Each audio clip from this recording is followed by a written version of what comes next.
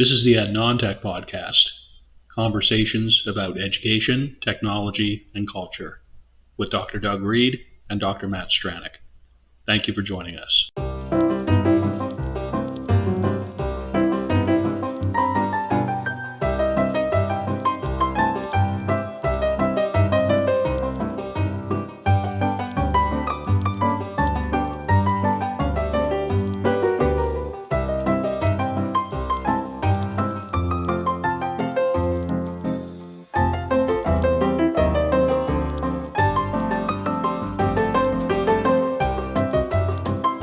My name is Dr. Doug Reed, and I am located on Abagway, the traditional and unceded territory of the Mi'kmaq people.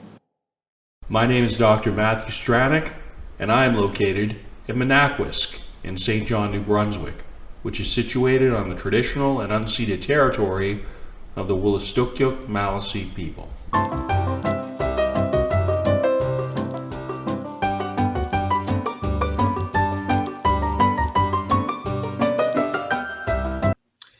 Hey everybody, welcome to episode 45 of the Non-Tech Podcast, and this is actually the first episode that we recorded in the year of somebody's Lord, 2024.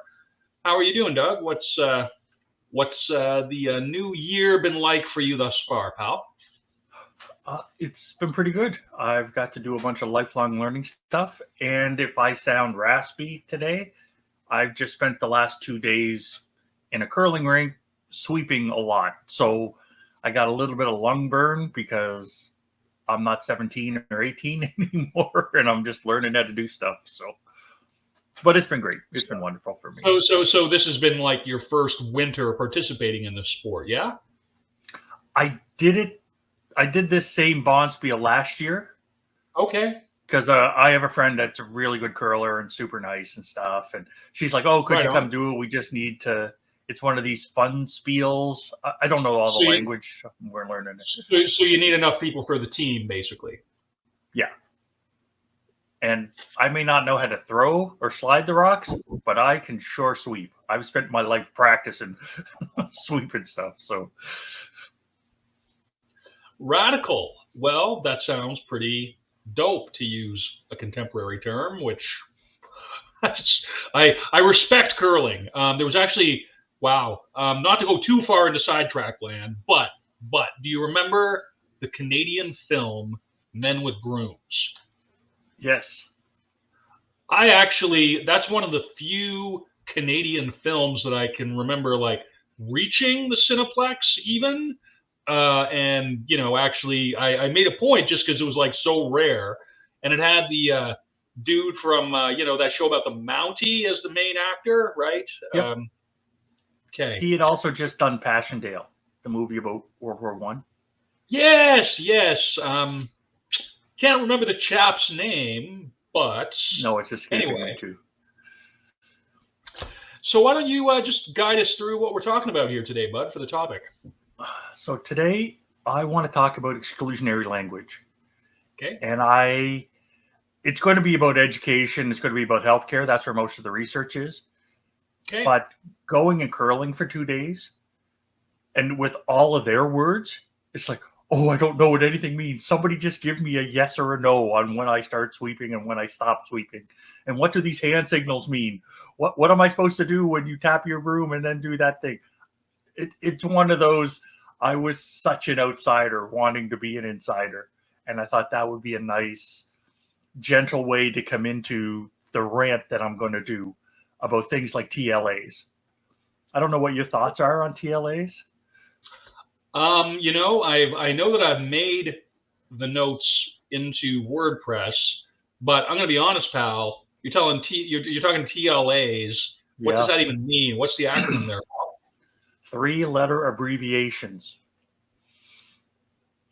Oh, why did I make an abbreviation out of 3-letter abbreviations? That's how exclusionary we are with our language sometimes. So sorry, I wasn't trying to throw you under the bus. I was just trying to use that as an example. Sure, no, absolutely. That's a very it's legit. So I guess from my perspective, when we're talking about this kind of thing, my local reference point or whatever, I'm not sure if you're familiar, Doug, with the novels of Cormac McCarthy, the American author. He's kind of a legendary fiction writer, and he's had films directed, made by of a couple of his novels, including No Country for Old Men, and some others, right?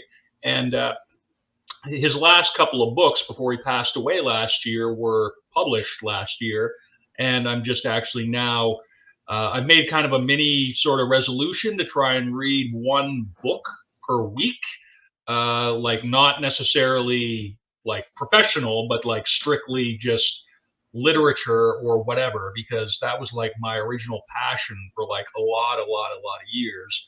And at a certain point, I had this kind of notion of being like a paid professional fiction writer, or something within that field.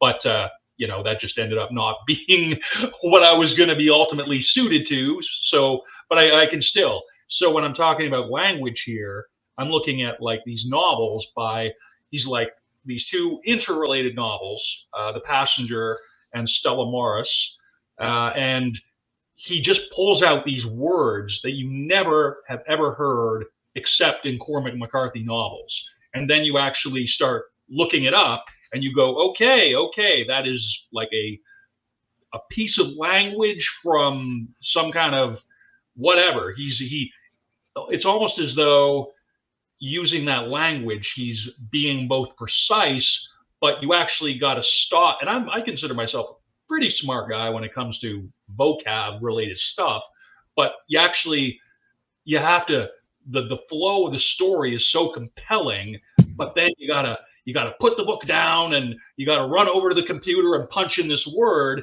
You could skip over it. You could skip over the word, but it would drive you nuts to skip over it, because then you wouldn't get the full weight of the narrative.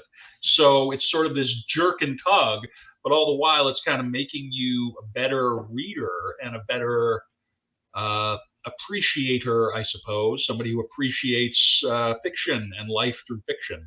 So that's kind of where my thinking went to that in terms of language. And so hence Blood Meridian, and the background here is a detail from a painting to go with one of the covers of that novel. Yeah. So no AI on this one. Just anyway. So that's kind of my standpoint on it, Bud. So I guess now we've kind of sort of etched out our starting positions here.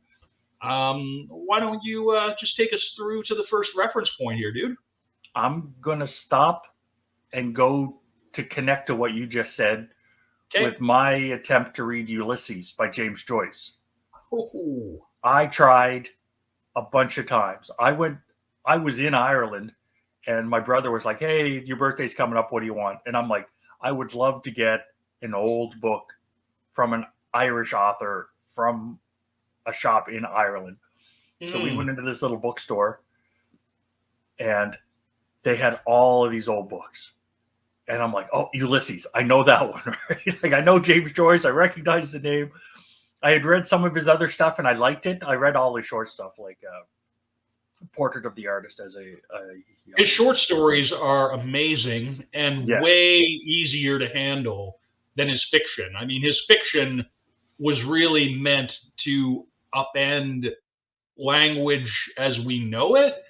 And to that extent, some people would say he did it. Some people would pull it off. Some people would say he pulled it off. I've never read all of Ulysses. I mean, I've just kind of dipped my nose into it to just go, okay. And I'm sure it's worthy of the full attention and all that it gets. But I'm like, it's so removed in terms of time and context for me that it's sort of like, what's the benefit to effort ratio here? And I don't know, someday, but I hear you, pal.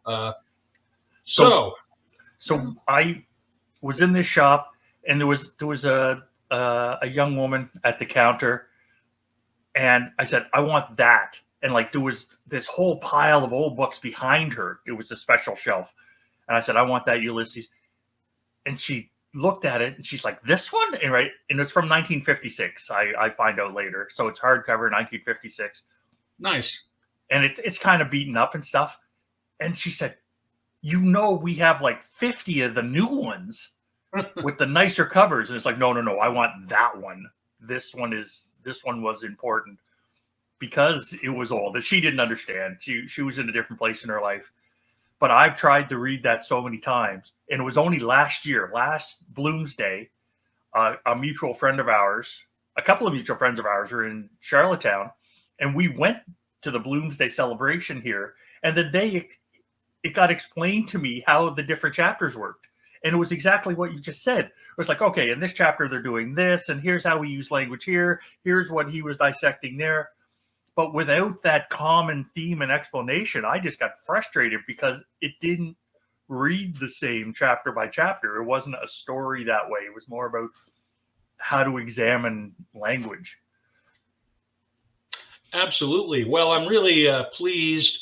The English major and English teacher, and I suppose the writer in me is quite pleased at this kind of language, and I think, or this kind of topic rather.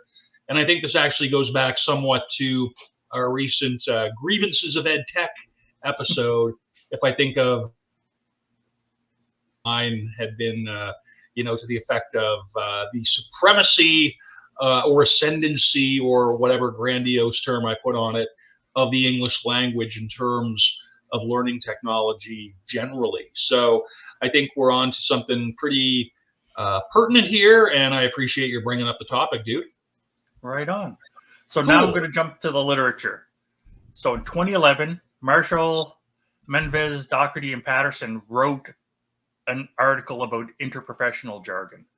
Okay. And that's what we have so much of in education. And basically what they said is the interprofessional context needs addressing. It is exclusionary. Somebody coming in, like every time I talk to somebody, like I go to physio a lot because I keep trying to do stuff like I'm 16. And as soon as people start giving me like that jargon, it's like, hold on, what does that mean in regular language? And of course, they're a professional, so especially in healthcare, you got to use that language a certain way. But when I talk to people, a friend of mine had a family member pass away suddenly out of the blue. And she used very precise language. And it's like, oh, I know what happened to you here. You had to be included in that culture of understanding what was going on with your family member. You had to learn that language. And it was phrased so precisely. So I understand in some professions why it needs to happen, but education isn't one of those. We don't need to be excluding people in education, in my humble opinion. Well, and if I may go a step further, first of all of what you said is completely on point. I got to feel like, particularly in the technology area, we do worse at that, even in other areas of the education endeavor. Every field has its own, and I think it's important.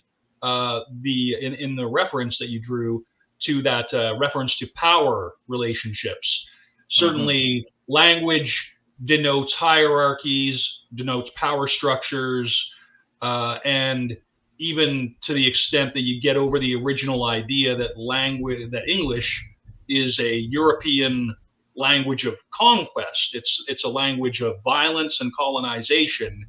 And so to have that history, that legacy of violence and colonization and exclusion of people of color, of people of other language backgrounds and ethnicities, I mean, that all follows the English language, and it's sort of part of our heritage almost. One of the things that came up in this Stella Maris, this beautiful novel that I pretty much read almost all of it yesterday, is the premise of it is this schizophrenic, supposedly schizophrenic 20-year-old woman who's had this incredibly tortured past shows up. She checks herself into a mental facility in Wisconsin. That's the start of the novel. And literally the entire novel is a conversation between her and her 40-something-year-old therapist, the psychologist who wants to write a paper about her. and it's literally the entire novel. And the key factor of it, which is I am getting to the point, is that she's a mathematical genius, and she just has this complete genius level understanding. She's a doctoral student. She's 25 or 20 years old, and she saw language and math as ultimately unable to accommodate her reality, because ultimately the end point of both of them is abstraction. And the distance between thought and everything that led to the history of language and the expression, that gap that a lot of scholars and people who know about this stuff much more than I do have spent a lot of careers have been spent just exploring what goes on between the subconscious until it manifests as action and thought. And that novel, it spends just dwelling on it in such a manner. So again, not to sort of go too far into the weeds here, but this has very much been on my thinking lately. So again, I appreciate that. I remember a quote that's attributed to Einstein. I don't know if it's true or not. It sounds good if it is, and it's, if you can't explain it to a 6-year-old, you don't understand it yet. It's probably a good paraphrase. If that's the wording that he used, that's awesome. But even if it's a summary or a paraphrase, I think, and so when we're talking then about just the professional sphere of ed tech, you have, and we spent a lot of this show talking about it. You have people who aren't necessarily educators. So one of the ways you can sort of shore up, I suppose, your position, one of the ways you can justify what you're doing is to have this set of language that sort of supports that supports. So because the understanding there is that you know these codes, you participate in the cultures to the point that such language is natural to you, and that other non-specialists are missing out on something. And I've seen that come through when I was doing learning management support at an institution that shall remain nameless, learning management system support tickets, where people are kind of, again, not to cast, I've been guilty of it too, where it's like, oh, come on, they don't get it. And it's, you go into your little back channel, you go into your Slack channel or whatever, and then you have these negative little conversations about, people who just, they don't participate in your thing. And so by excluding them from what you're doing as a primary function, you're building yourself up without any real justification. Bit of a tirade there. Sorry, dude. But no, yeah. That's part of the power hierarchy that stops communication from working. It is people trying to create their own position or elevate themselves or have their little silo of knowledge where they're the expert.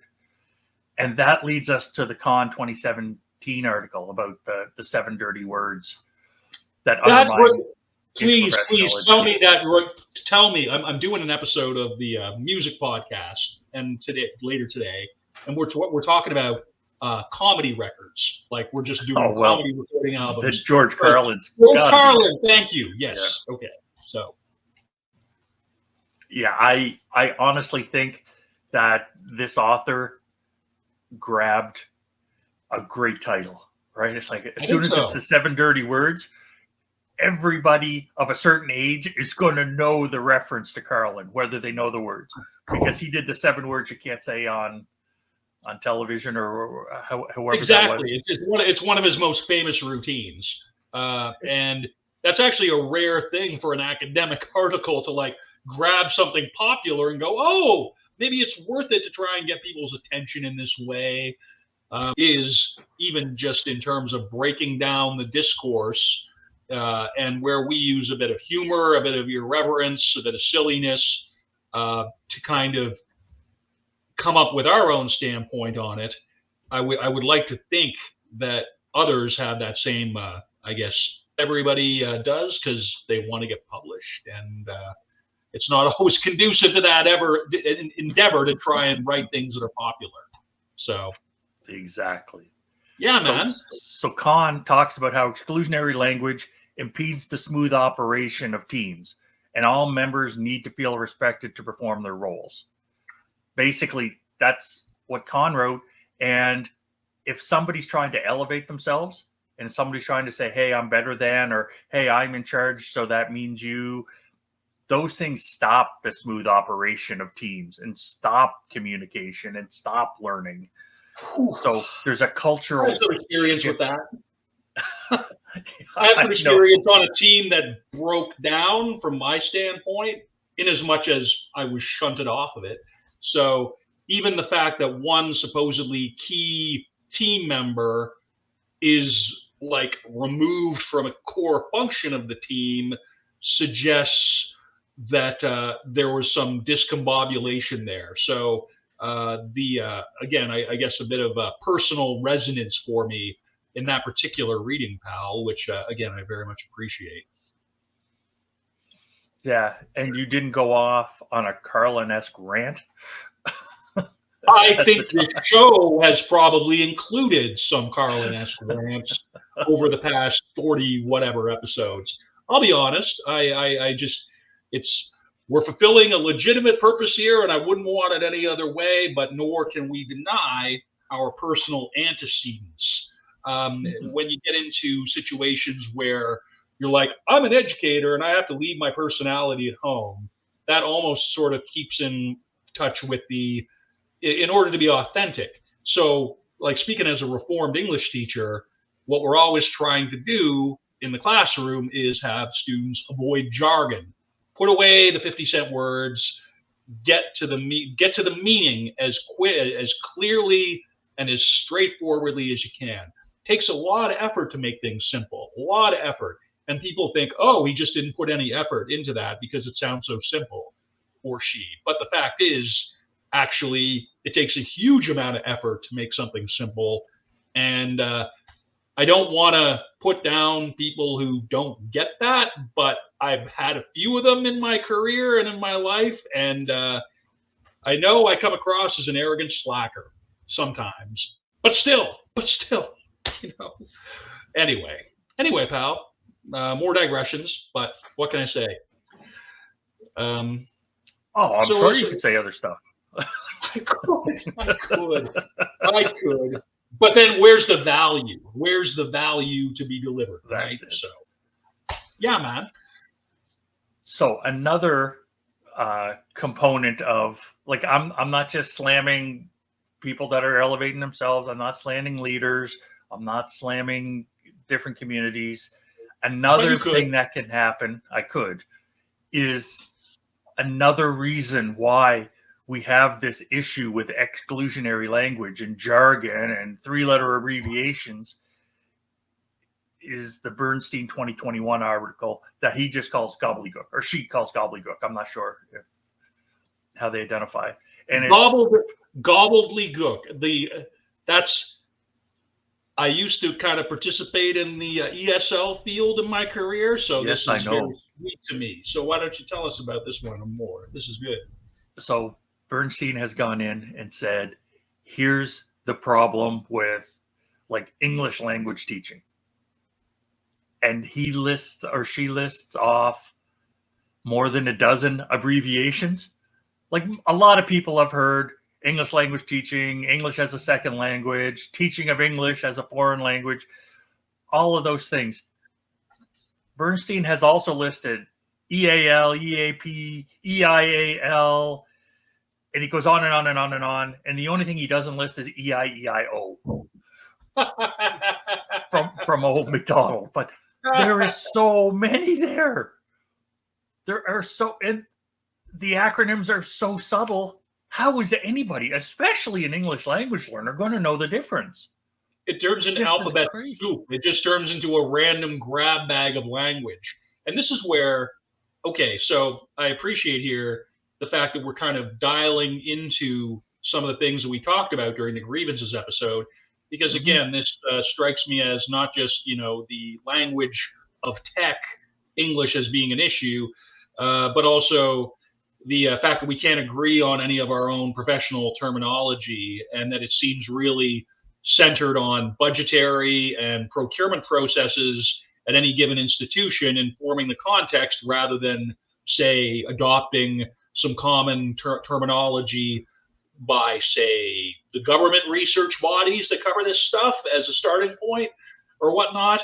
But the real disadvantage here is that apart from having no common language to describe a lot of these issues, is that lack of conceptual clarity ultimately trickles down to the learners. And that's when, like, what kind of program am I even in here? Why does this little bit of curriculum link to this? I mean, it's all part of the same cloth. And if you don't have the same material, the same linguistic, cultural material all the way through, then you're going to have a garment that breaks apart and falls to thread pretty quickly. I don't know if that's the best metaphor, but that's the one that came to mind. So I don't know what your thoughts are on that, pal. Well, you tidied up something Bernstein said, which I also think was exclusionary language, because one of the comments was a lack of standardized nomenclature. If I go out and talk to people on the street or talk to people at work and say, oh, yeah, we have a lack of standardized nomenclature, a lot of them are going to say, what are you talking about? Because nomenclature. Can you repeat that in English? Yeah, can you make it non-exclusionary? And so in an article about how we have a jargon problem and how our language is exclusionary language is getting used. It is just one of those things. And to be clear, I don't think either of us is speaking against using professional academic language to describe specific phenomena. But I think where sometimes the use of this jargon is harmful is when it comes from when it isn't based on anything, when it isn't based on any conceptual framework. So like in the doctorate program, the biggest thing that really got instilled in me, one of the biggest things I can think of, is that you have to be able to justify everything you're doing. Every statement you make has to have a logical thing anchoring it. And if you just don't have that, they talk about epistemology and they talk about ontology, right? Being an expression, essentially. If those aren't aligned in a sort of worldview or conceptual framework, whether it's constructionism or social whatever, constructivism or behaviorism or whatever your bag is, if that part isn't thought out and you're just dropping down to the level of taking whatever terms are nearby and cobbling something together, I know that on the show we advocate for sort of a DIY approach to tech and teaching, but I think language and ideas, just because they rely so much on abstraction, you don't necessarily really have that luxury. I think it behooves everybody to put a good amount of thought into that. And I'm sorry, dude, I keep going off on these tirades. No. I remember my first year teaching. I show up in August because school starts the first week of September, and I'm sitting in a meeting and I'm overwhelmed. I just finished my BED. I already have a history degree. I've been in schools my whole life. And somebody says, oh yeah, this is the latest from Barnett House. And I'm like, Barnett House? What the hell is Barnett House? Right? Like, I just didn't know.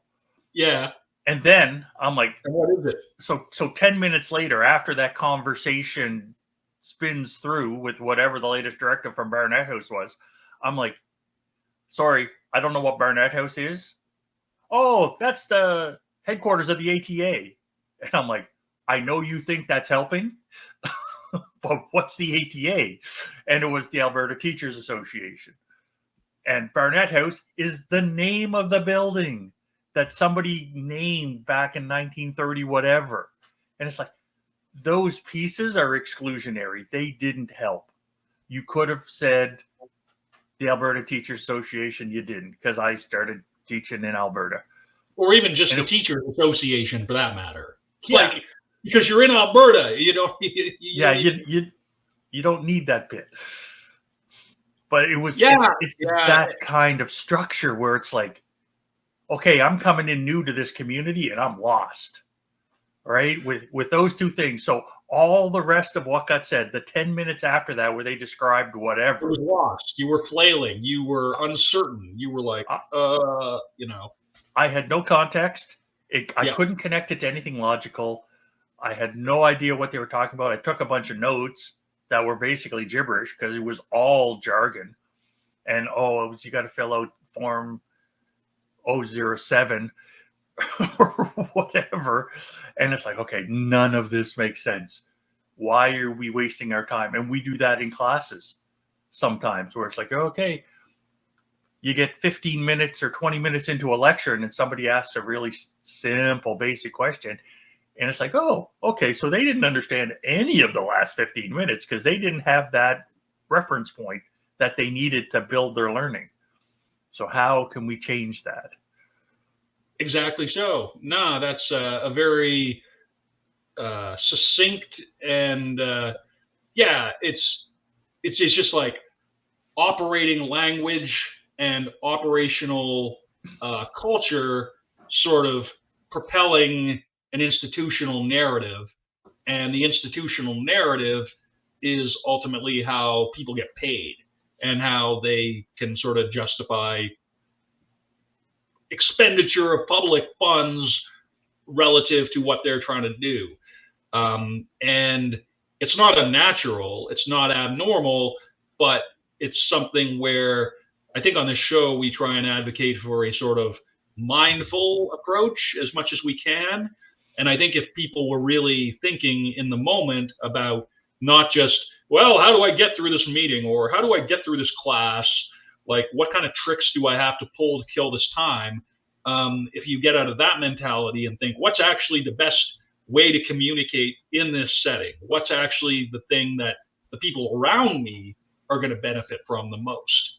So this is why this podcast didn't burn out after the first 5 episodes of us kind of slagging off our shared previous employer, because that just would have been completely redundant, because it's just, what benefit is that to anybody other than us? Well, not really anything, except as perhaps a cautionary tale.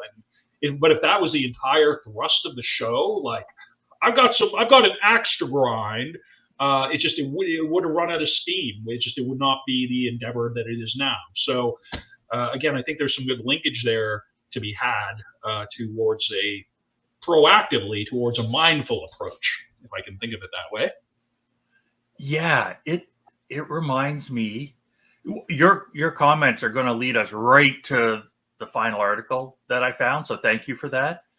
But that approach that you just described reminds me of an interaction I had many, many years ago with somebody who was unpleasant to deal with. Okay. It wasn't at our former mutual employer. It was someplace else. It was more of like a social kind of family thing. And there was an interaction that happened, and I was wild. I was younger, and I was mad, and I was going to deal with it. And then it was basically, it was my mom. And no, she helped me. What happened was, there was an interaction where somebody was an arsehole. Somebody was a nasty arsehole, and I was full of, I'll take care of this. And then she just kind of looked at me, and I'm paraphrasing completely, but she's like, wow, that person is so damaged. I feel so bad for them. And as soon as she spun it to like a caring perspective instead of my emotional anger, I'm like, oh man, she's right. How can I be mad at this person? They're so damaged. What they need is help. They don't need me ripping them or getting into it with them. They need actual help. And absolutely me doing that, true. I get help. that's what you get for having educators for parents, I'll say, which is awesome. My only caveat to that would be, and I appreciate your distinction that this happens sort of in social circumstances rather than, say, in a work setting, because in a work setting, damaged people occupy roles that significantly affect other people. And there's often the case in a lot of professional fields, not just education, where it's like, well, somebody's kind of difficult to deal with, and let them go or promote them or transfer them. And I've seen a lot of cases where it's just, let's stick them into management, and they're still a damaged person. And I mean, lots of examples for that. But yeah, no, it's so that interaction that you had, good on you for having the presence of mind to seek an outside opinion about it, I would say. That's a major thing for you. I didn't seek the outside opinion. Oh. She looked at me. She saw my body language in my face. She interjected the very insightful outside opinion, and she was completely right. Even better. Well done, Doug's mom. Yeah, it was just, yes, you're right, but I still want to be mad. I still want to. Do you want blood on the floor, or do you want to solve the problem? I still wanted blood on the floor. But part of you still does. Right. Nevertheless, part of me still does. But anyway, I've moved on. Now, well, I'm glad we had a chance to unpack that a bit, because I think anybody listening to this hopefully can sort of see, perhaps draw some similarities from our kind of abstractions of our experience, and maybe go, okay, I haven't had exactly this kind of situation, but I've been in something similar, or somebody I know has, or whatnot.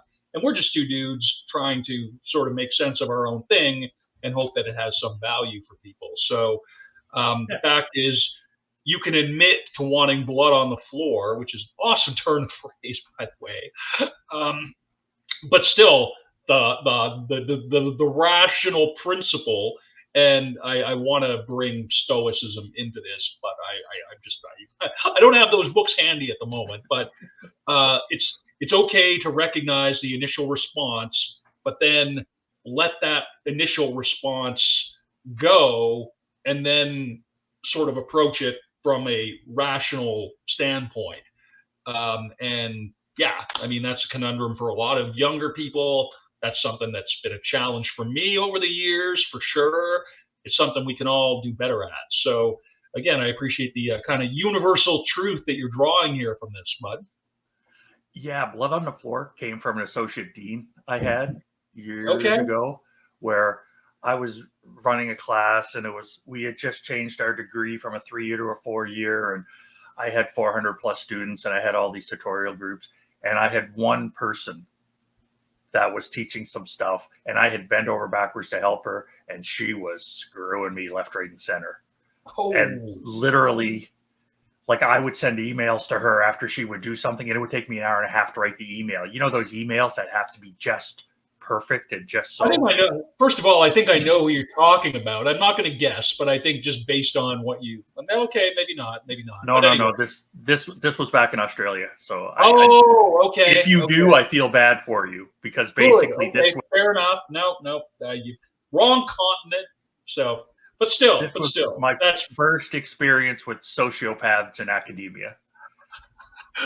Please make that the phrase of the podcast. Sociopaths in academia, or blood on the floor. And literally the associate dean. I want to change the name of this podcast. Sociopaths in. I'm sorry, dude. I'm sorry. No, it's all good, because at the time it really stunk, and the associate dean was like, "Do you want this fixed? Or do you want blood on the floor?" And I said, I want it fixed, but I really want blood on the floor, but I'll take fixing it. It was one of those things. So it's not mine. I can't take credit for the phrase, but it's very exclusionary. without knowing anything else, you knew what that meant. So it was just part of how do we communicate clearly. And I just loved it. It was such an Australian phrase that I really enjoyed. I think there's a strong case to be made for the apocalyptic vision of Blood Meridian, for instance. If anyone out there has read that novel, you could easily set that in Australia, but then I suppose it would be not unlike Mad Max. Actually, I think the latest person who's attached to direct the Blood Meridian film is, if I'm not mistaken, it's the same director who made the film The Road, which is another Cormac McCarthy film, a novel turned into a film. And I believe that gentleman is Australian, and I believe that gentleman did this incredible 19th century revenge film with Nick Cave doing the soundtrack and everything set in whatever. So, assuming that is all sort of conjecturally true, which I think it is, then, I mean, again, it sort of speaks to the universality of sociopathicity in education, dude. Okay, I'm going to step off the sociopath. It's making me silly. It's quite good. Okay. It's quite good. The last article I want to talk about is Gordon Fierros, okay, from 2022, so it's very recent. Yep. And they talk about exclusionary languages in publishing. Okay. And this article was navigating the Anglophone scientific publishing world can be stressful and cause anxiety for many non-native English speakers. Holy moly. And they go in and they have a bunch of information in that where they've explored how much time and effort like non-English speaking native academics spend learning English and learning their discipline's English. And we're missing such a rich amount of information because English doesn't translate well. There's all those words in other languages that describe things that English doesn't describe well. Like you can't have certain feelings and you can't see certain things because English doesn't address it, but these other languages have perfect. Like there's a German phrase for I've been visited enough, so it's time for the visitors to leave my house. And it's just one phrase and people say it and nobody gets upset. It's like, oh, okay, they're done. Perfect. I would love that phrase because being Maritimers like we are, right? Like you got to slap your thighs and say, well, look at the time. And then you got to say goodbye like 17 times at the door to get somebody out, right? And I'm not saying I want everybody to get out, but sometimes you're just tired. But well, it's just sort of like, what, you don't like me enough for the 15-minute goodbye? Come on, man. It's sort of part of the thing here. And again, just to speak to this beautiful, elegant novel that I have read this past weekend, it's just, this is a case where math as a language doesn't exist independently of reality. Like if you were to factor out all the physical connections to math, would it still exist as its own thing? And that's one of the things that really drives the female character, the 20-year-old math prodigy, around the bend, because ultimately she can't resolve that, and her own identity is so subsumed in being an expert in this field and in this knowledge. She goes to Europe. She goes to just all these places to try and like there's a whole history of actual contemporary mathematics in this book. And if I wanted to sit down and use Wikipedia for every one of these, actual mathematicians, and there's like Oppenheimer in this because there's like the history of the nuclear bomb built into this, and it's all for a very rich narrative. And there are pieces of the English language which just don't resemble the English language. And part of that is, again, if you can't, without language, without thought, without abstract thought, there isn't language. And without abstract thought, how far removed are you really from a primate? More or less. The history, the language, and again, it's spoken of this in that novel, like the part of the brain that actually invented language, I mean, what was the original reference point between just clicking sticks and the moon, right? Or whatever. How do you make that? And as the human capacity for language and abstract thought became more twinned, there's this whole additional, relatively modern part of the brain that's sort of evolved. And the conclusion that the main character comes to this, I don't think I'm giving a spoiler, is that ultimately language is a parasite in the human consciousness. That's one way of looking at it. Anyway, dude, so far into the weeds here. I feel like I'm just telling my book report, but anyway. What I'm wondering is, because we're so Anglophone in this, Yes. Why are we taking a step back? Like I have friends from Europe that are multilingual, right? They speak 4, 5, 6, 7 languages, and trying to keep up with them in a conversation, they switch from language to language to language in a conversation because that language explains that concept better. Yes. And they roll with it. And it's beautiful to watch. I don't understand a whole lot of it because my language skills aren't there. And so that rich creation of knowledge happens, but you got to only publish in English, basically. And so it's why are we devolving that? Why are we getting rid of so much of that richness and so much of that explanation and detail and saying, now put it in that? Why are we excluding them? No, totally. And again, I have to think that it's sort of like, part of me sort of thinking to the how it wasn't until like the 1960s that the Catholic Mass could be delivered in language other than Latin, right? Than the Vatican Latin. So you think about that. I mean, that's again like a source of a political entity exerting very meaningful power through just the accepted norms of the day vis-a-vis a language. And so it's very much again, the only thing I can sort of, one other thing that's sort of niggling at me here, which I think I could speak to probably for the show, would be that I've been using some AI apps at work lately for language, like generative AI, to use language reconstruction. And I had this awesome / weird moment where first couple days back at work after the holidays, we have a need to take a lot of textual material at my job and render it through a voice, just having somebody read it. So I can sit there and read the thing and record it, but it's going to have all the imperfections and, the ums and the ahs and the knows. I've been literally trying to, every time I catch myself in this episode saying, I'm like, that better be the only time for the next 12 or 5 minutes or whatever. So then in this case, with this generative AI solution, I just spoke like 5 seconds. I uploaded like an MP3 of just whatever of my voice.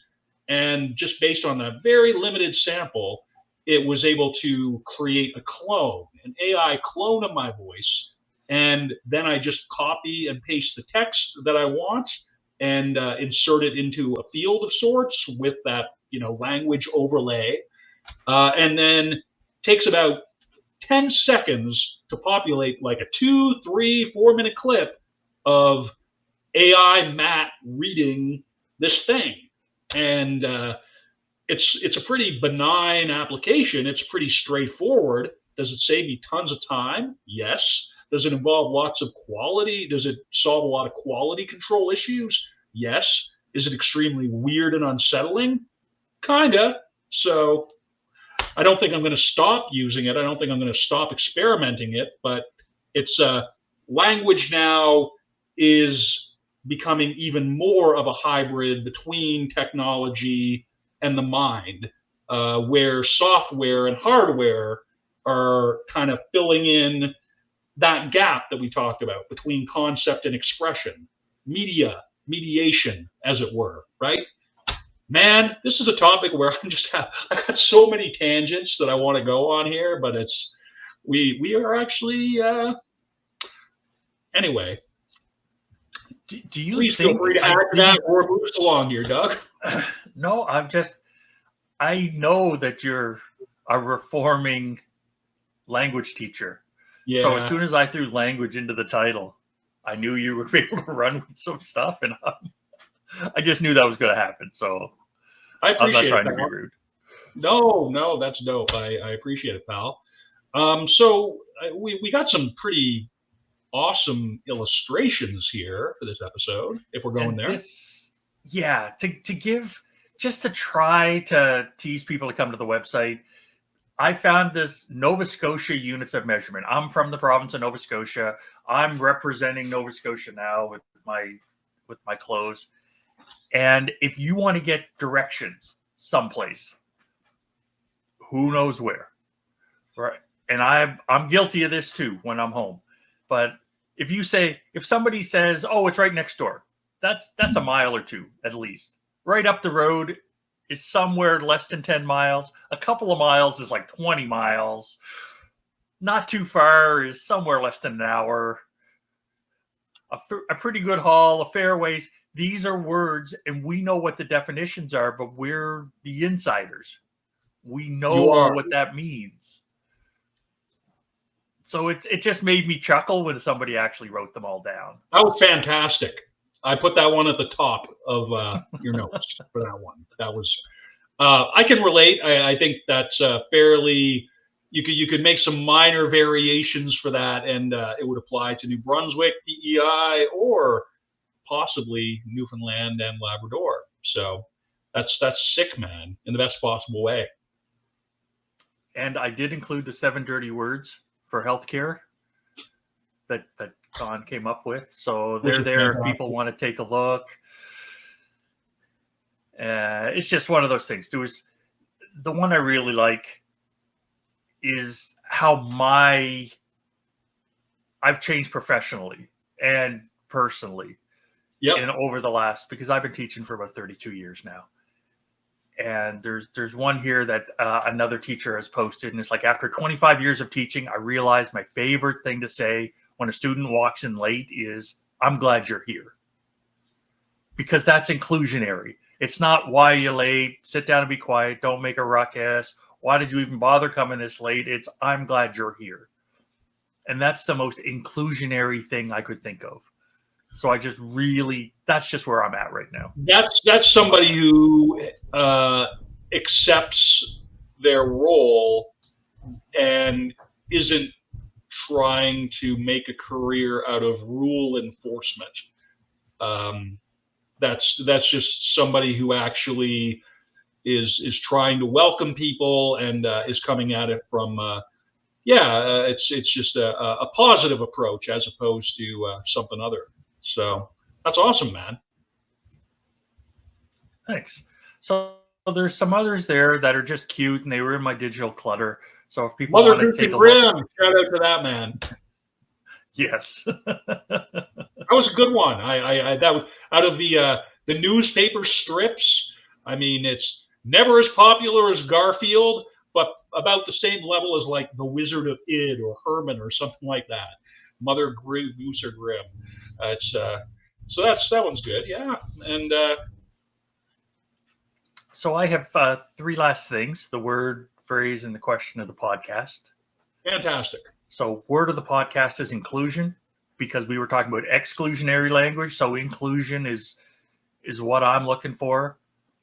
Question of the podcast is, how can educators use language that is inclusive rather than so much exclusive jargon? Because Precisely. So much. And we didn't even get into different content discipline areas. It's just in general is what we talk about. Well, knowing us and knowing this show, we'll probably do a follow-up episode or at least speak to this over again. My question here about your question, pal, did you mean exclusive or did you mean exclusionary? I think I meant exclusive. Okay, that's cool. That's cool. I'm just trying to play with the language myself to Absolutely. to Nope. see Just what the wanted spin is. to just wanted to see if you had anything specific in terms of differentiating that, but in the purpose of experimentation, that's equally legit, man.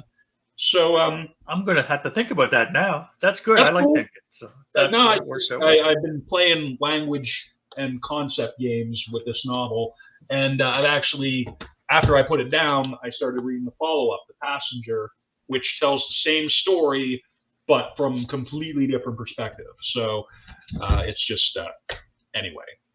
I blame Cormac McCarthy and coffee for my diatribes this morning. What's our phrase of the podcast? Okay. You threw a wrench in that, so we have phrases of the podcast. Okie doke. What's the first one? The first one is, it takes a huge amount of effort to make things simple. Takes a huge amount of effort to make things simple. I'm going to put an exclamation. Yeah. Okay. Yeah, so that was, you brought that up, and I liked the way you phrased it. Okay. But then awesome. you announced that you wanted something different. So sociopaths in academia would be sociopaths which is so brilliant. And I'm even going to put slash, and then I'm going to put in academia, and I'm going to put a slash after that, and I'm going to put in quotation marks blood. Make blood on the floor. I think I may even make blood on the floor. I'm actually going to go into the post now, and I'm going to add a category for the metadata, and that category is going to be, add a new category. I'm doing it right now in WordPress. Behold the ed techness of it all. Blood on the floor. And I'm going to put the quotation marks around it as well, because I feel like this is something I'm going to want to speak to later on, potentially, or that we might. Anyway, dude. Well, talking about speaking to it later on. Yep. When we came up with our list, before we started this podcast a year and a half ago, we came up with a list of like 10 ideas that we wanted to talk to. This was one of the 10. So we get there. It was in our digital clutter. We eventually arrived. So, we're driving train across the hostile, desolate territory, which cares not whether we live or die, through its own machinations, both eternal and beyond eternal. That's just me kind of. If I was an AI trying to create some random Cormac McCarthyisms, it might sound like that. But absolutely true, bud. Absolutely true. And that's all I've got. Well, if that's all you got, then I guess probably for now, that's all I've got. I got to say, Doug, again, awesome topic. Appreciate this very much. We're going to definitely be honing back in on this in some way, shape, or form going forward, because quite frankly, this enterprise is something that I just value too much to want to. It would be a shame to envision it ending at any specific point right now, right? So it's. I would just like to say thanks anybody who's out there checking this out in whatever way, with whatever intention. We appreciate you, and we look forward to seeing you next time, I suppose. Anything else there, Doug? Nope, that's it. Have a great day. Oakley dokley do, neighborinos. Bye for now.